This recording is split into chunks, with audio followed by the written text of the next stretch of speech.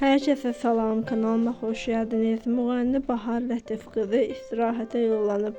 O istirahətdən yeni paylaşımlar edib.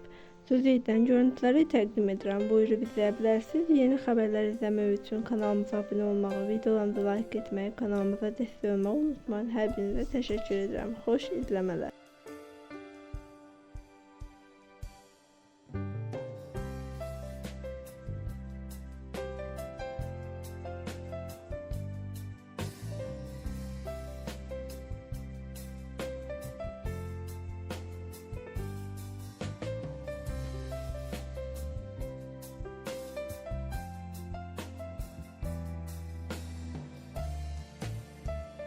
Deməli Şərurda arpa çayı intiqamın yeri belə adlanır da.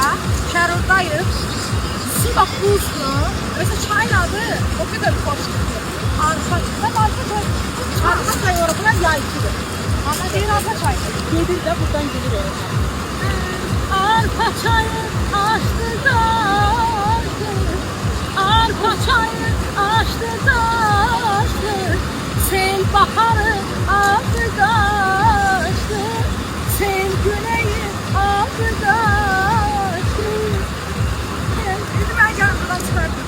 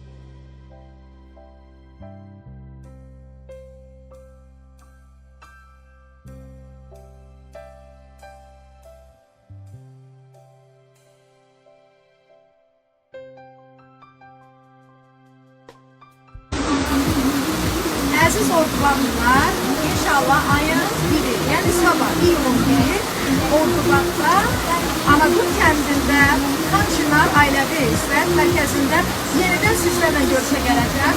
Səbəb də budur ki, sizlərin sevgisini nəzərə aldım və özümə qərar verdim ki, yenidən sabah sizlərlə görüşüm. İnşallah sabahları Anadolu kəndində Ailəvi Xançınar restoranında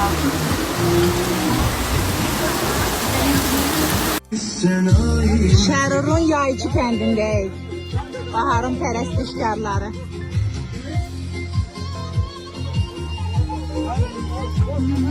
Şərurdan salam, Şərurdan.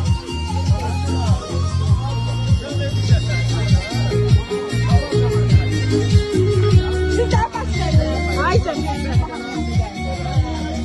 Sağ olun.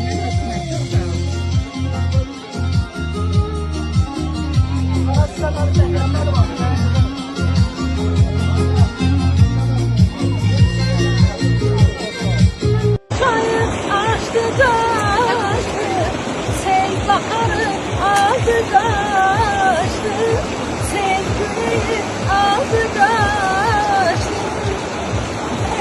Ben yanımdan çıkardım.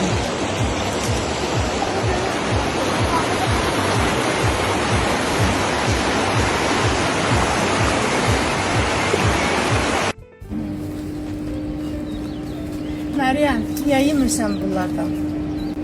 Duz dağının o birinin həyətində də arxa tərəfində. Qəşəng əriya ağacları var. Neçə gündür baxırıq pəncərədən. Bir vaxt mən istəyirəm özüm dərin yeyim. Amma gəldim gördüm ki, çoxunu dəriblər. Bizə də qalan bunlar. Amma yeri var da. Bir də görün nə qədər yerə. Deyirəm, Azərbaycanın torpağı bərəkətlidir də. istəyir Naxçıvanı, istəyir nə bilim Qubası, istəyir Gəncəsi, istəyir Cənub bölgəsi. Yox, var çürüyü olur,